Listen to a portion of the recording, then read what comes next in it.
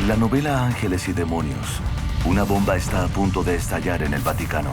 Una antigua conspiración cobrará venganza a menos que se descifre un mensaje oculto durante siglos. Es la confrontación máxima entre la religión y la ciencia. ¿Podría ocurrir algo así? ¿Quién lo haría y por qué? Conozca los hechos detrás de Ángeles y Demonios.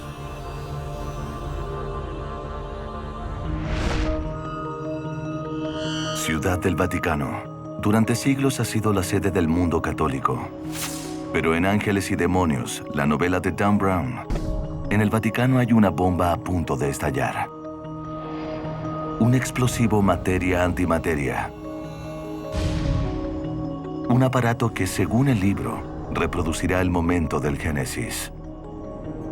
Es un complot para destruir la iglesia, urdido por una secta secreta de científicos decidida a vengarse de un crimen cometido en su contra hace al menos 3 siglos.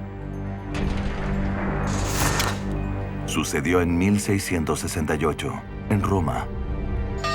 Una época en que la Iglesia Católica dominaba el pensamiento occidental y su comprensión del universo. Era una visión reconfortante. La Tierra se encontraba en el centro del cosmos. Los planetas se movían en órbitas perfectas y Dios observaba más allá del ámbito de las estrellas.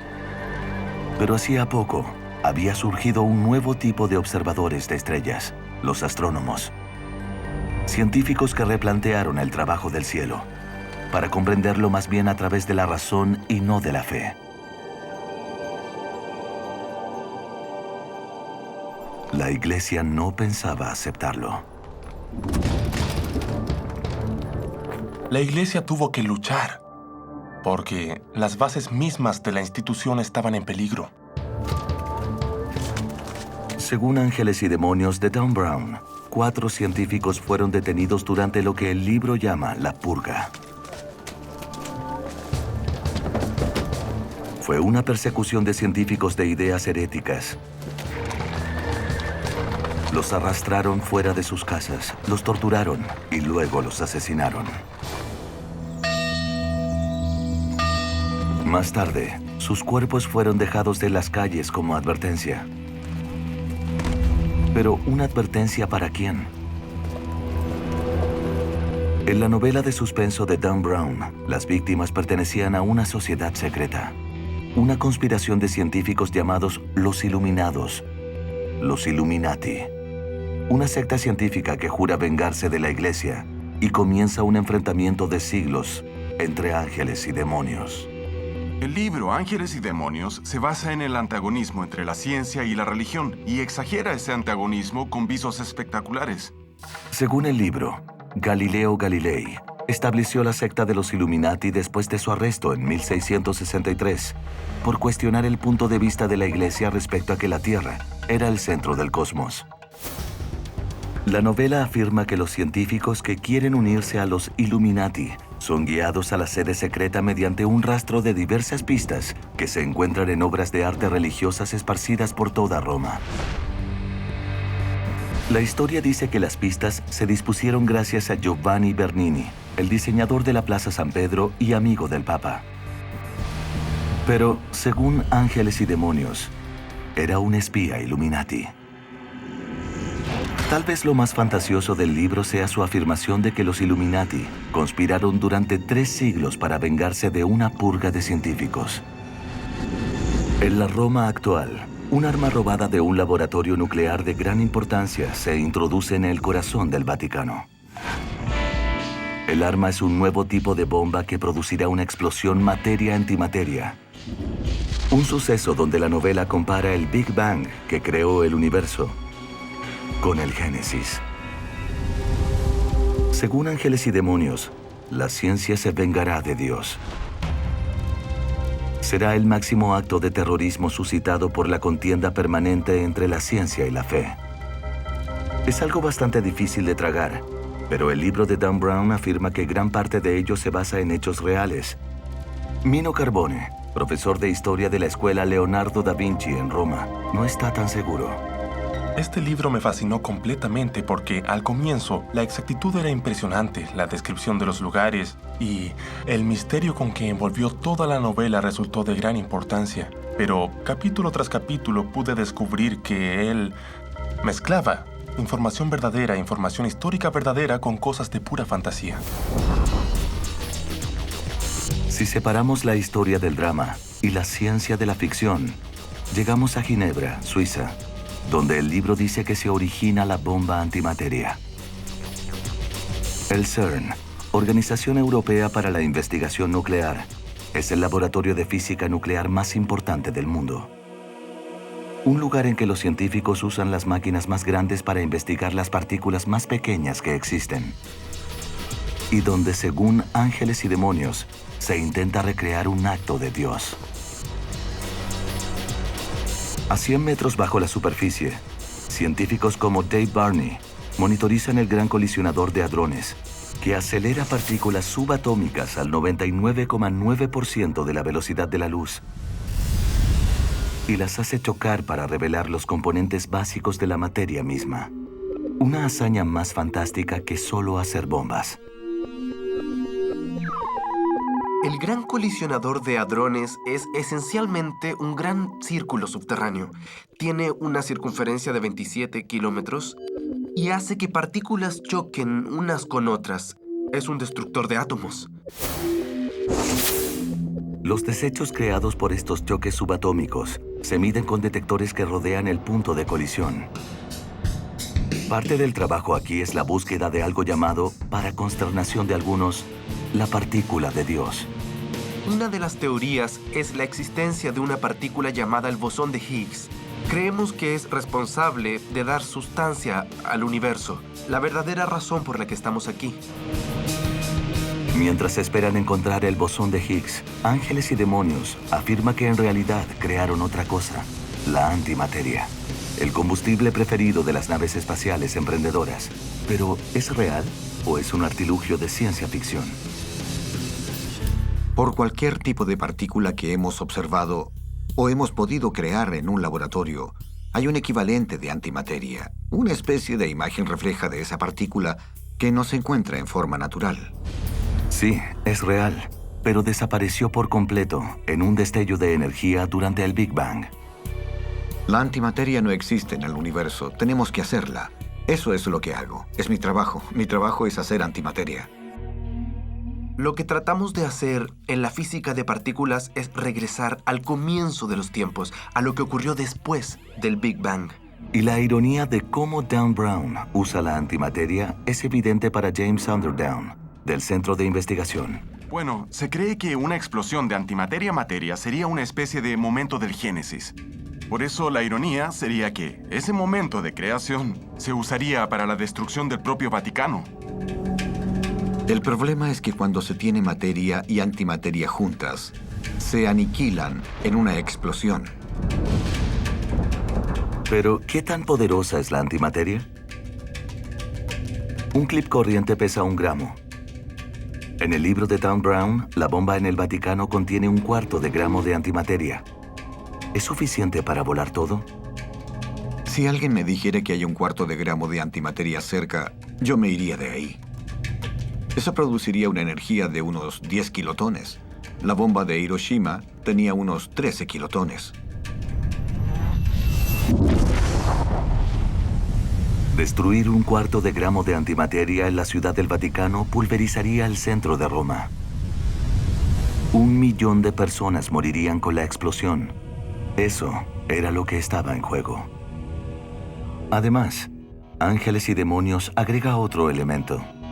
Una teoría de la conspiración. Una que, en la actualidad, muchos creen.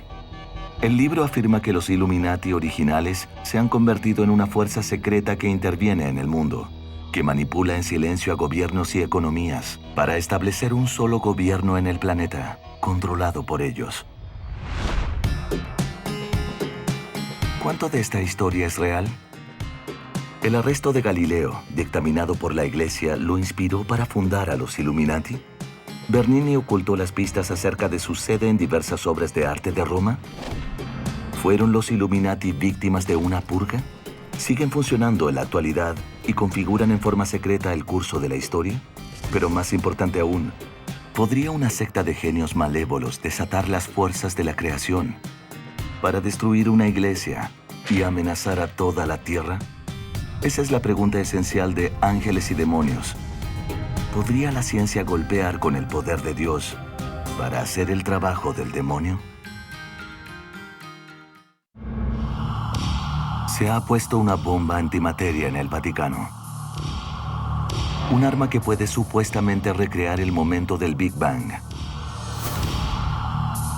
Es el complot vindicativo de una secta secreta que muchos dicen que ha configurado nuestra historia durante siglos. Un reguero de pistas ocultas en obras de arte a través de Roma guía a dos expertos en una desesperada carrera para encontrar la bomba y salvar la ciudad santa. En Ángeles y Demonios, los conspiradores son los Illuminati, un grupo secreto de científicos que ha pasado siglos buscando el conocimiento prohibido. En el libro, los Illuminati usan iconos del antiguo Egipto para simbolizar su oposición a la Biblia y la Iglesia. La novela afirma que la conspiración para establecer un orden mundial secular todavía se lleva a cabo en la actualidad.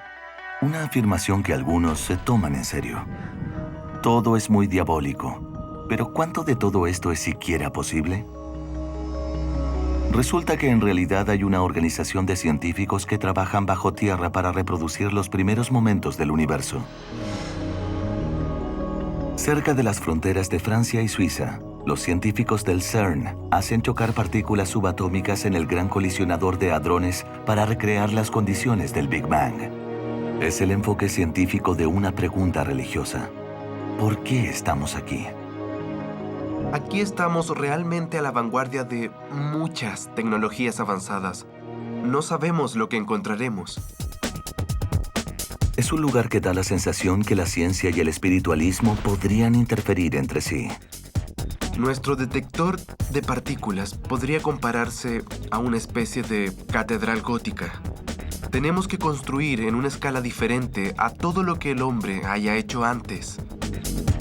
Estamos tratando de comprender más sobre nosotros mismos, más sobre el universo, de modo que en cierto sentido hay alguna semejanza. En Ángeles y Demonios, estas colisiones de partículas se comparan a los actos bíblicos de la creación. Incluso los científicos admiten que teóricamente podrían producir agujeros negros, núcleos superdensos de materia, algo como fue el universo al comienzo. Algunos se preocupan sobre lo que podría pasar si la ciencia trata de jugar a ser Dios. Pero esperen un nanosegundo. Crear el Génesis en un laboratorio no es tan peligroso. Los agujeros negros serían de tamaño subatómico y no le harían daño a nadie. Pero también está el asunto de la antimateria. Es la sustancia volátil que apareció en el nacimiento del universo. Ángeles y Demonios compara un universo de opuestos como materia y antimateria con uno de opuestos bíblicos como el bien y el mal. ¿Es algo válido? Le gusta comparar el bien y el mal con la materia y la antimateria. Pero de inmediato aparece un gran problema. El bien y el mal pueden coexistir, pero la materia y la antimateria no pueden. Cuando se establece un contacto entre ellas, se aniquilan absolutamente.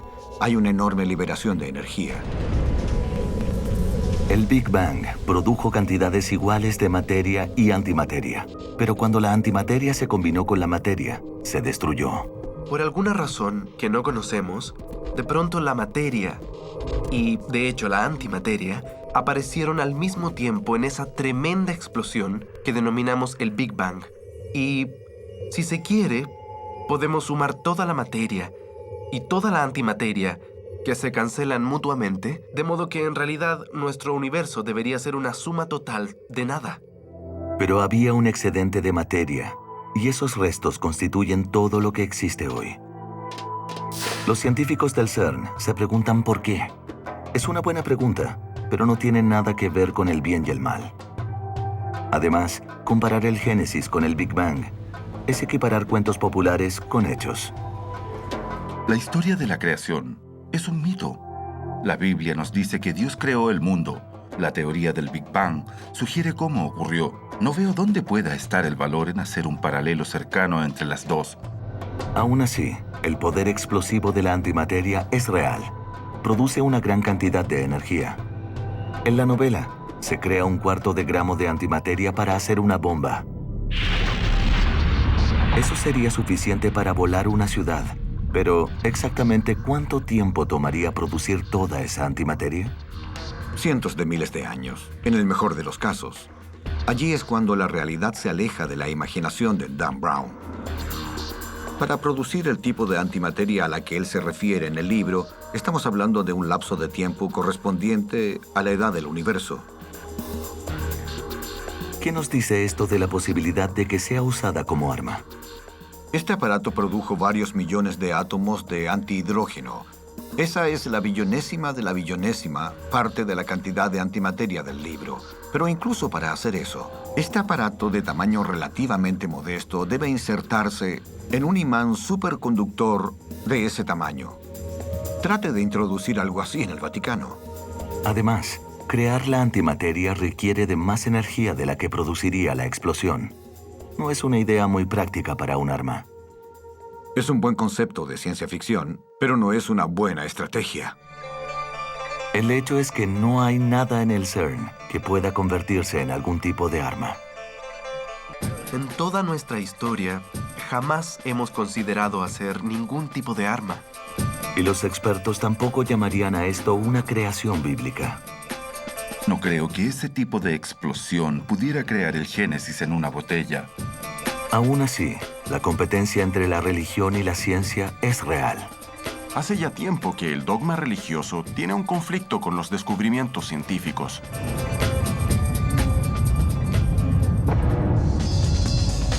Esto deja abierta una posibilidad atemorizante. ¿Podría una víctima de opresión religiosa haber establecido la sociedad secreta más temida y vengativa de todos los tiempos?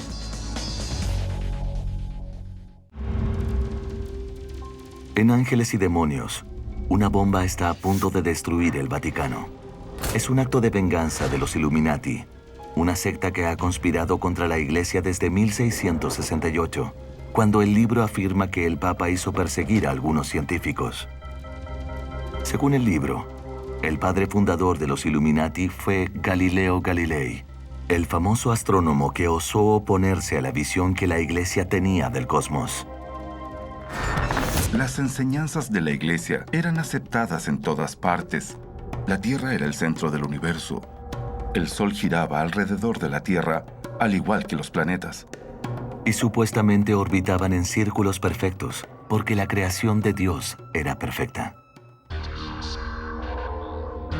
Cuestionar esto era cuestionar a la Iglesia y Galileo lo hizo. Pero ¿lo llevó su trabajo a establecer una sociedad secreta que sobrevive como una fuerza impía en el mundo moderno? Galileo ha sido llamado el primer científico moderno. No era un trabajo fácil en los años 1600, según un autor que ha pasado su carrera escribiendo sobre él.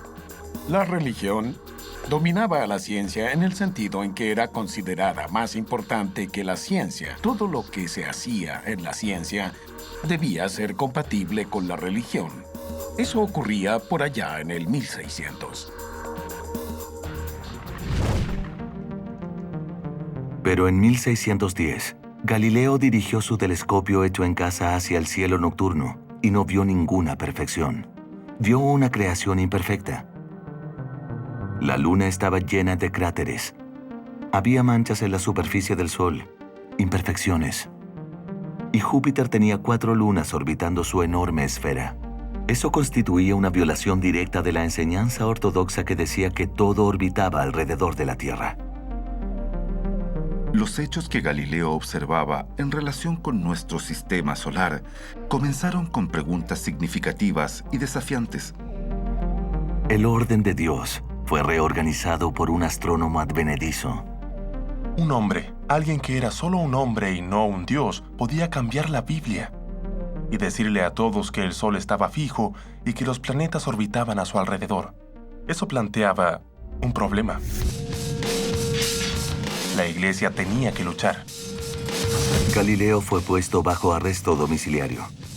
Ángeles y Demonios dice que eso lo llevó a fundar los Illuminati, un grupo de científicos importantes que continuó trabajando en secreto. Luego, según el libro, en 1668 arrestaron a 4 de ellos en un acto llamado La Purga. se los llevaron y los mataron. La historia de Dan Brown afirma que eso radicalizó a los Illuminati. Adoptaron símbolos secretos de culturas que no eran cristianas y durante siglos planificaron su venganza contra la Iglesia.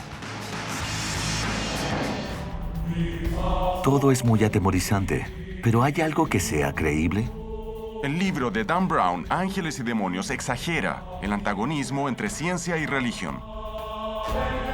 En realidad, la relación entre Galileo y la Iglesia era mucho mejor de lo que Ángeles y Demonios la hace parecer. El Papa Urbano VIII había sido amigo de Galileo también. Era una especie de benefactor, de modo que le pidió que escribiera un libro que presentara los argumentos tanto de la visión geocéntrica como de la visión heliocéntrica del universo. El libro de Galileo lo metió en problemas. El Papa encontró que los argumentos de que la Tierra estaba fija eran mucho más débiles que los argumentos de la contraparte. Y el Papa no estaba de acuerdo. En 1632, Galileo tuvo que ir a Roma a dar explicaciones. El asunto era tanto un problema político como de astronomía. En el siglo anterior a Galileo, Martín Lutero había iniciado la Reforma Protestante. Era un movimiento de reforma de la Iglesia que se había salido de control y se había convertido en una fe rival. Como uno de los problemas principales entre católicos y protestantes era la interpretación de la Biblia y su relación con lo que decía sobre el movimiento de la Tierra, fue un tema sensible. Los descubrimientos de Galileo llegaron en un momento muy inoportuno. En 1633 quedó bajo arresto domiciliario por el resto de su vida. Pero esto no precedió a la persecución de otros científicos como lo sugiere el libro Ángeles y Demonios. La condenación de Galileo no fue en absoluto popular. El Papa fue quien lo condenó. Pero hubo muchos eruditos y cardenales que siguieron apoyando a Galileo. Sin embargo, el libro afirma que Galileo fundó los Illuminati y que estos pasaron los 3 siglos siguientes esperando la oportunidad de contraatacar a la Iglesia. Una vez que lograron tener la bomba, la introdujeron a hurtadillas en la Ciudad Santa con la ayuda de otra secta secreta que se remonta a las cruzadas. La organización conocida como los Asesinos lucharon desde el comienzo contra los cruzados. Los asesinos eran una sociedad secreta que solo servía para matar. Se dedicaban a matar a las personas. Los historiadores recuerdan a los asesinos por su uso del hachís para reclutar a nuevos miembros y por su habilidad para infiltrarse en las fortalezas de sus enemigos. Dan Brown utiliza uno de ellos en la actualidad para introducir la bomba antimateria en el Vaticano.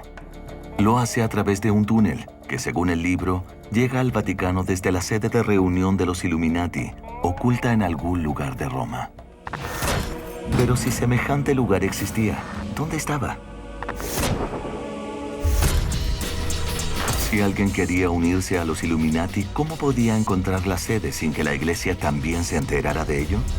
Según Ángeles y Demonios, hace 300 años, uno de los espías de los Illuminati que trabajaba en el Vaticano estableció las pistas que llevan a la sede oculta. Un artista cuyos trabajos forman un reguero de señales secretas por toda Roma y conducen a la guarida de los Illuminati. Estas supuestas pistas existen hasta el día de hoy y, según el libro, la primera se encuentra en el depósito más sagrado del mundo, los archivos secretos del Vaticano. Los archivos secretos del Vaticano. Según Ángeles y Demonios, esta biblioteca sagrada guarda la clave de un gran misterio.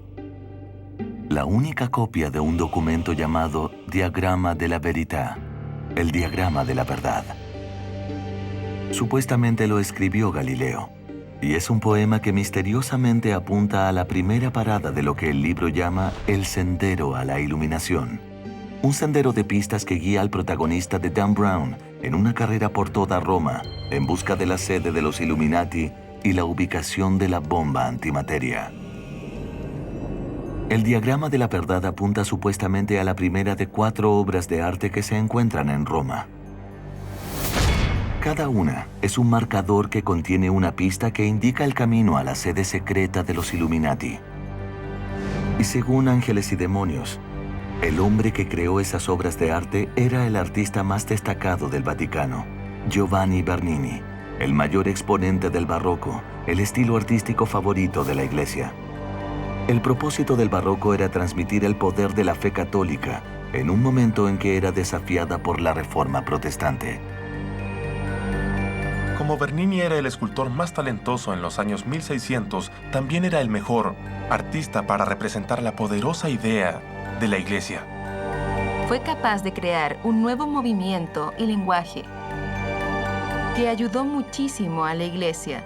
Pero en Ángeles y Demonios, Bernini es más que el decorador de interiores del Papa. Es el representante oculto de los Illuminati.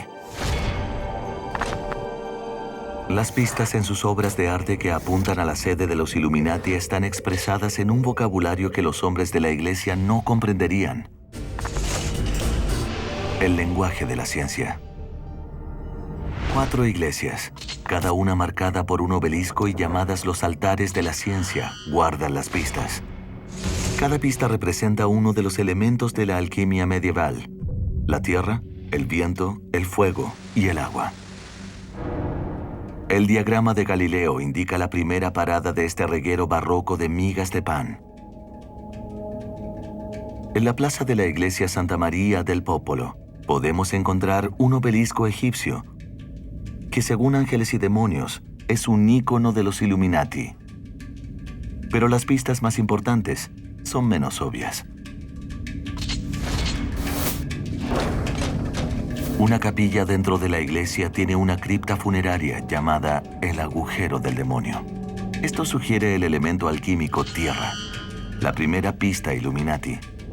Sin embargo, más importante aún es la escultura de Bernini que representa una escena del Viejo Testamento, Habacuc y el ángel. Habacuc es un profeta menor, a quien Dios le pidió que liberara a Daniel, que era prisionero en Babilonia. Hay un ángel con Habacuc que apunta con un dedo, pero ¿hacia dónde? Dios le envió un ángel, y el ángel solamente le está indicando el camino hacia Babilonia para que vaya a liberar a Daniel del foso de los leones. Un hombre de la iglesia pensaría eso, pero según Ángeles y Demonios, un científico haría lo que es lógico y seguiría la dirección hacia donde apunta el ángel, al suroeste, de la Plaza San Pedro, la galería frontal del Vaticano. El plano de la Plaza San Pedro fue diseñado nada menos que por Bernini, desde la gran columnata a todos los santos que miran a la plaza. Curiosamente, toda la plaza forma un óvalo especial, llamado una elipse. La forma elíptica también significa algo. La columnata representa los brazos de Cristo de la Iglesia que abrazan a la cristiandad. Pero un científico sabe que una elipse es el camino que sigue un planeta en su órbita del Sol. Una vez más tenemos un obelisco egipcio en el centro de un santuario cristiano. Finalmente, cerca del centro de la plaza está la próxima pista del sendero de la iluminación, el West Ponente. Dibujado por Bernini en una losa elíptica, representa el siguiente elemento medieval: el aire.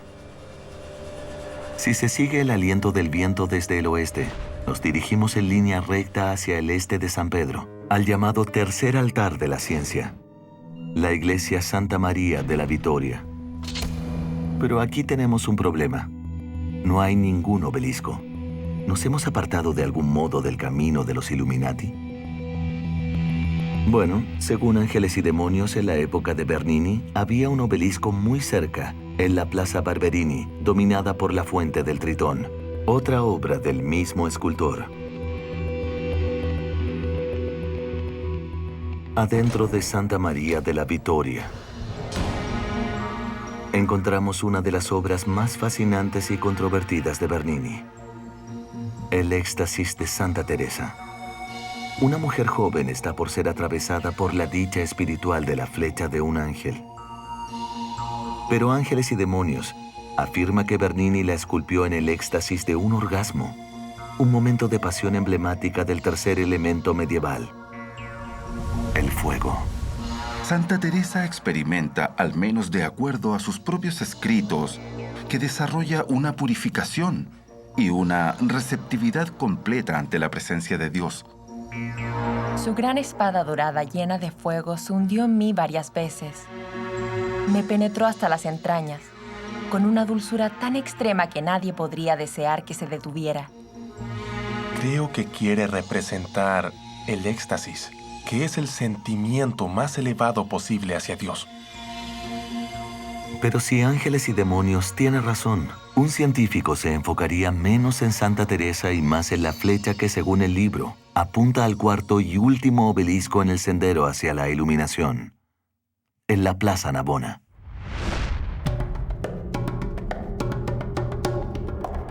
Ese obelisco se encuentra sobre otra obra maestra de Bernini, La Fuente de los Cuatro Ríos.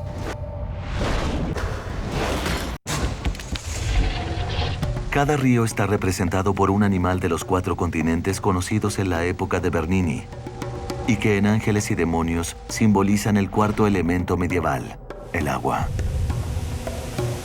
Finalmente, arriba, en la punta del obelisco, hay una paloma que, de acuerdo a Dan Brown, apunta a la última parada en el sendero de la iluminación, el Castillo Sant'Angelo.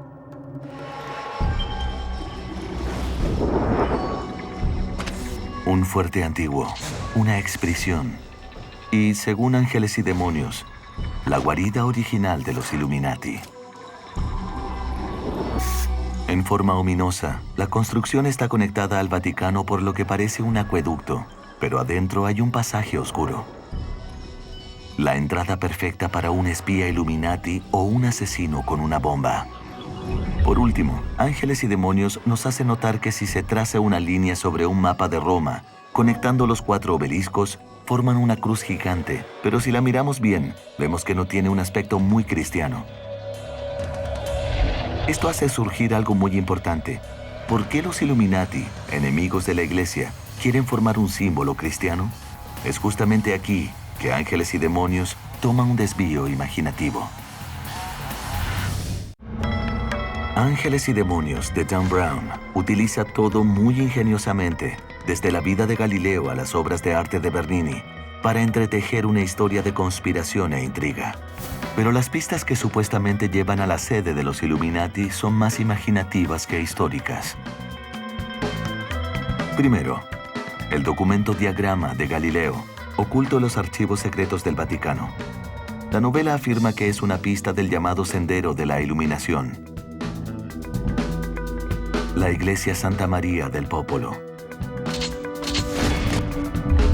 Según Ángeles y Demonios, la pista importante aquí es la dirección hacia la que apunta el ángel de Habacuc, la Plaza de San Pedro. Problema número 1. La punta del dedo del ángel está quebrada. Problema número 2. La Plaza San Pedro está a más de 1,5 kilómetros de distancia y hay cientos de otros edificios en la misma dirección. Y el problema número 3. La plaza es enorme. Una superficie de más de 4 canchas de fútbol. ¿Cómo se encuentra una pequeña pista en un lugar de este tamaño? Sí, hay un gran obelisco egipcio, pero hay un problema con la afirmación del libro de que el obelisco es una marca en el sendero de la iluminación de Bernini. En 1585, el Papa Sixto V le pidió al ingeniero Domenico Fontana que trasladara el obelisco al centro de la plaza, para que representara justamente el centro de la misma.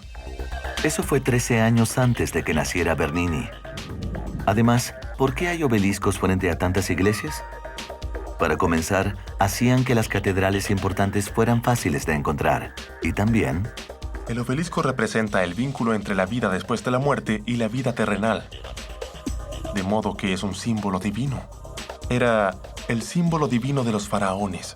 En la época de los papas se convirtió en el símbolo divino de la iglesia. Arriba, en la punta de cada obelisco, hay una cruz, el símbolo del cristianismo. La forma elíptica de la plaza no se basa en las órbitas planetarias. Era una preferencia estética del estilo barroco. Respecto de que el símbolo del viento del oeste sea una pista del sendero de Bernini, hay 16 placas semejantes alrededor del obelisco, una por cada punto cardinal, y Bernini no las puso allí. Esos símbolos del viento no tienen que ver con Bernini porque esas placas las pusieron 2 siglos después de la muerte de Bernini. A continuación viene la tercera parada en el Sendero de la Iluminación, la Plaza Barberini. Ángeles y Demonios dice que en la época de Bernini había un obelisco en ese lugar, pero la novela se equivoca al respecto. En la época de Bernini no había ningún obelisco en la Plaza Barberini. En relación con la figura de Santa Teresa en la iglesia cercana, su expresión apasionada tiene una explicación. Todas las experiencias religiosas en el siglo XVII eran interpretadas de alguna forma física. Bernini era un gran maestro en este tipo de representación. En todo caso, la flecha no apunta al suroeste, hacia la Plaza Navona, como dice el libro, sino que apunta hacia el noroeste. Cualquiera que quisiera ser Illuminati y siguiera esta pista habría terminado en el lado equivocado de la ciudad. Además, la paloma que se encuentra en la punta del obelisco sobre la fuente de los 4 ríos no representa a un ángel, sino al patrocinador de la fuente, el Papa Inocencio X. Tampoco es una paloma mensajera de los Illuminati, ya que apunta hacia el este, mientras que Ángeles y Demonios afirma que apunta a la sede de los Illuminati, el Castillo San Angelo, que queda al noroeste. Y aunque existe un pasaje que lleva desde el Castillo Sant'Angelo al Vaticano a través de un acueducto, este no era usado por los espías para entrar, sino por los papas para salir cuando las cosas se ponían inciertas para su santidad. Respecto a los archivos secretos del Vaticano que guardan el diagrama de Galileo, el documento que comenzó este absurdo recorrido. Toda organización tiene archivos y algunos se mantienen en secreto. No hay ningún diagrama secreto. El solo hecho de que Dan pueda hablar de ello sugiere que no es ningún secreto. Después de 40 años de estudiar a Galileo, no he encontrado ninguna evidencia que haya escrito un libro o un ensayo titulado Diagrama.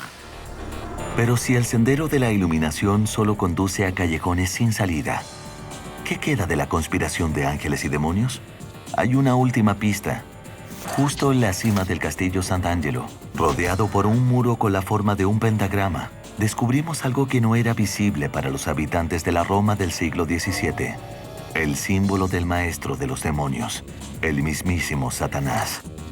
Bien, ¿se trata todo realmente de esto? ¿La razón de los monumentos paganos y las conspiraciones secretas contra la Iglesia?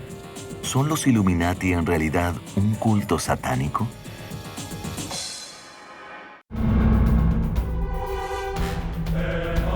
¿Quiénes son los Illuminati? ¿Una sociedad secreta fundada por Galileo? ¿Un grupo de científicos enojados? ¿Un clan encubierto de cabilderos impíos? ¿O una secta satánica? En realidad, nada de lo mencionado. Todo se reduce a una ingeniosa teoría de conspiración, con la historia y el mito entretejidos en una trama de ficción. Dan Brown hizo un gran trabajo al tomar hechos históricos, agregarles cosas y exagerarlos para usarlos en su trama de conspiración. Vivimos en una sociedad a la que le encantan las teorías de conspiración, le agradan al público. Por ejemplo, la fundación de los Illuminati por Galileo para oponerse a la Iglesia. Galileo nunca culpó a la Iglesia como institución por su juicio y condenación. Por supuesto que sentía que era una injusticia, pero él seguía creyendo en la Iglesia. En consecuencia, Galileo no fundó a los Illuminati. Había muchos académicos en Roma, pero ninguno de ellos era partidario del secretismo. no solo Galileo estuvo ausente de todas las reuniones de los Illuminati. De hecho, no hubo ninguna reunión. La sociedad secreta de ángeles y demonios nunca existió. El concepto mismo de una sociedad secreta es un concepto moderno. Es el tipo de cosas que alimentan novelas como la de Dan Brown. Otra cosa que alimenta esta historia es la interpretación de los símbolos, ya sean esculturas, jeroglíficos o ambigramas, esas asombrosas palabras que se pueden invertir y que el libro describe como emblemas de los Illuminati. Se dice que simbolizan la obsesión de los Illuminati con los opuestos, como el bien y el mal. Supuestamente, durante siglos, los estudiosos han estado perplejos respecto a cómo se crean. En realidad fueron creados en los años 1970, en forma independiente, por varios artistas, en especial por el conocido John Langdon, profesor de tipografía. Él diseñó los que se encuentran en Ángeles y Demonios. Así fue como se convirtió en homónimo del protagonista de Dan Brown. Respecto a la gran conspiración detrás de estas representaciones crípticas, en realidad existió un grupo llamado los Illuminati, pero fue más de un siglo después de la muerte de Galileo. Los Illuminati originales, los Illuminati históricos, comenzaron en Baviera en 1776. Fueron fundados por Adam Weishaupt, un profesor universitario de leyes y un ardiente ateo a quien le gustaba el ocultismo. Decidido a eliminar todos los gobiernos e iglesias, inventó su propia sociedad secreta y se basó en la organización que tenían los masones, una fuente favorita de los adeptos a las teorías de conspiración debido a sus ritos secretos y símbolos elaborados. Sin embargo, los masones nunca fueron una sociedad secreta y no tenían nada que ver con los Illuminati. El grupo de Weishaupt nunca superó los 3.000 miembros y las autoridades bávaras lo suprimieron en 1787. Pero en el mundo de las teorías de conspiración, las sociedades secretas nunca mueren, se hacen clandestinas y ejercen su poder desde las sombras. Incluso actualmente se cree que los Illuminati son un grupo clandestino de gente poderosa que opera tras bambalinas en el mundo de la política y también en las finanzas. Algunos temen que estén fomentando en forma secreta un solo gobierno impío mundial, y como son enemigos de la Iglesia, deben estar confabulados con las fuerzas del mal, incluso con el mismísimo Satanás. De modo que los muros de una fortaleza se convierten en evidencia de un culto demoníaco. Los obeliscos se transforman en símbolos de una sociedad secreta y las esculturas se convierten en pistas de una oscura conspiración. El trabajo de Bernini no contiene ningún mensaje secreto. Estoy seguro de que hay un simbolismo que está vinculado con el mensaje de la Iglesia. Pero no existen mensajes secretos. Pero si no hay ningún sendero de la iluminación porque Galileo nunca habría fundado a los Illuminati, entonces no se necesitaría una purga contra ellos en 1668. Entonces no hubo ninguna.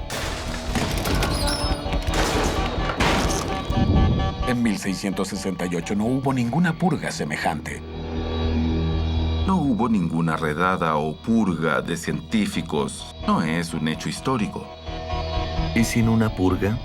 No hay motivo para que los científicos fabriquen una bomba antimateria 3 siglos después y la usen para hacer desaparecer la Iglesia. Es difícil creer que un grupo de personas guarde rencor durante 400 años. No creo que los científicos sean propensos a ningún tipo de conducta sectaria. Los científicos son personas y espero que sean personas racionales. He sido científico durante toda mi carrera profesional y por desgracia jamás me han invitado a ser miembro de ninguna sociedad secreta. Probablemente no tiene importancia.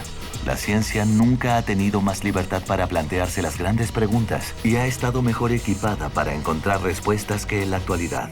Por supuesto que el debate religioso también está presente y activo. De modo que tenemos lo mejor de ambos mundos.